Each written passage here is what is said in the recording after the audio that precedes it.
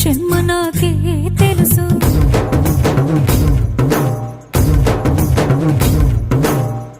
కోరమీసం రుబ్బుతున్న రోషమే నీకు తెలుసు. మీసమెనక ముసురుకున్న ముసి నవ్వు నాకు తెలుసు. అడవిలు పులిలా సరసర సరసర చివరే గడమే నీకు తెలుసు.